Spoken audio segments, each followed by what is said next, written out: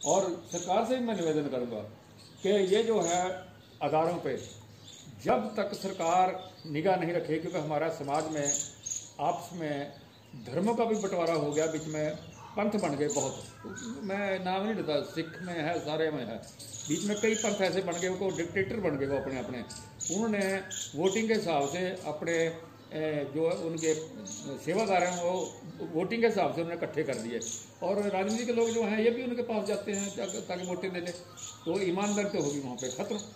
तो वो लोग जो डिक्टेटर हैं वो अपने आप को एक महाराजे से या राजे से कम नहीं समझते, वो अपने आप को राजे ही समझते हैं। ये तो आपने देखा होगा, और इसमें हमारी भी कमी है, हम वैसे पीछे लग जाते हैं। अभी आप ये बताइए, अभी ये जो कोरोना फैला, जो बोलने वाले थे हम ऐसी बीमारियों का इलाज करते हैं वो कहाँ गए? जो बोलने वाले थे हम फूंक मार के ऐसा कर देते हैं वो कहाँ गए? जो बोलते थे कि हमारे पास हर एक जादू मंत्र का हर एक हमारा ट्रीटमेंट है, वो कहाँ छुप गए? सरकार को भी चाहिए। अभी ये दड़ बट के जो बैठे हैं, चाहे वो धार्मिक आदमी है, क्या वो जादू की इसमें आता है, अखबारों में आपके आता है, तो वो अखबारों में आता है फलाना ये कर देता है फलाना, उनको पकड़िए आप। क्यों समाज में आप फैला रहे हैं गंद को? तो अभी जो कोरोना के बाद जरूर कीजिए ऐसा काम। आप जो ये ऐसे कहते थे कि हम ये इलाज करते थे, उनके ऊपर सख्ती कीजिए। ठीक है, उनके जो पीछे लगे हुए हैं, जो चमचे या अंधविश्वासी पीछे लगे हुए हैं, थोड़ा विरोध करेंगे आपका, कोई बात नहीं, विरोध करेंगे तो करने दीजिए। लेकिन ये सरकार का भी काम है कि समाज में जब कुरीतियाँ हैं, समाज के अंदर जो अंधविश्वास है, वो अगर सरकार नहीं रुक पाएगी, सरकार को पता है कि अंधविश्वास है ये फैला रहा है कोई, तो उससे पूछताछ कीजिए आप। नहीं तो ये आगे के लिए स्थिति जो है, मैं आगे भविष्यवाणी नहीं कर रहा, लेकिन मेरा आकलन ये है, जो मैं अभी पीछे देख के मेरी जो लाइफ में मैंने देखा है कि 100 साल के बाद हमने आपस में ही लड़ पड़ना है। हमारे धर्म के इतने टुकड़े हो गए, अंदर अंदर अंदर अंदर इतने टुकड़े हो गए, हमारे इतने पंथ हो गए हमारे आपस में, एक से रहत मिलाता दूसरे से नहीं मिलती, दूसरे की तीसरे से नहीं मिलती, और ये तो आपस में ही है। लेकिन एक धर्म के असूल दूसरे से नहीं मिलते, वो तो धार्मिक बातें हैं, दूसरे धर्म के तीसरे से नहीं मिलते, धार्मिक बातें हैं। तो ये तो 100 साल के बाद ये आपस में ही लड़ेंगे ये। तो इसलिए 100 साल आगे का जो सोच करके अभी से कंट्रोल में जब किया जाए, ये धार्मिक स्थानों का जो बैठे हुए हैं इनका रिकॉर्ड रखिए। जो अभी छोटी उम्र में है उसका रिकॉर्ड अभी से फाइल बनाइए उसकी, जो वहाँ पे है, ताकि वो फाइल के पता लगे आपको ये कैसा बात है।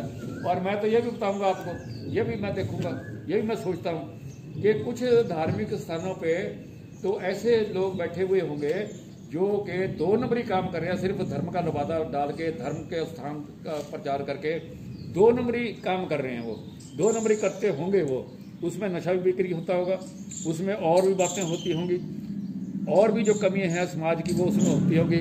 तो इसलिए मैं तो ये कहूँगा, सरकार से भी ये निवेदन करूँगा, और समाज के जो अच्छे लोग जो समाज में पढ़े लिखे और अच्छे सोच के आदमी है, अच्छी पढ़े लिखे नहीं मैं बात कर रहा हूँ, अच्छी सोच के जो आदमी है, उसमें थोड़ा पढ़ा लिखा भी अच्छी सोच में हो सकता है। तो वो जो अच्छी सोच के आदमी हैं वो आगे आए, समाज में सुधार करने के लिए आगे आए।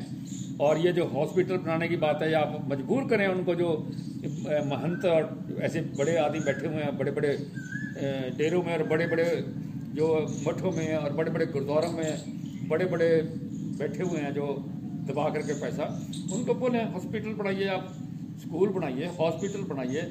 छोटे जो है बच्चे जो है उनको आप जो खर्चा नहीं कर सकते, टैलेंटेड बच्चे हैं, उनको पढ़ाइए आप, तभी जाके हमारा समाज आगे जो है जो तरक्की करेगा।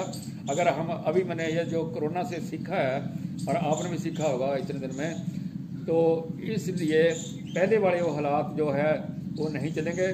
धर्म की परिभाषा को हम नहीं अगर बदल सकते, तो हम ये तो कर सकते हैं कि आप इंसान की सेवा करके हॉस्पिटल खोलिए, क्योंकि आपको दान देने वाला बड़ा आदमी होगा, तो उसके बारे में मैं कुछ नहीं कहता वो कैसी कमाई करके दान करता है, क्योंकि कैसा है, लेकिन वो दान कर रहा है, वो भगवान का कोई हाथ नहीं होगा कि भगवान आपके हाथ पे रखवा लेगा और लेके पेट में डालेगा। नहीं, आप गरीब के लिए, जैसे हमारे गुरु साहब ने, गुरु ग्रंथ साहब में भी है कि गरीब जो है वो मुंह है परमात्मा का। तो अगर किसी को भी आप गॉड वगैरह वगैरह किसी को मानते हैं तो आप जरूर कीजिए। और ये मेरी निवेदन है मेरा, इस पे सोचिए।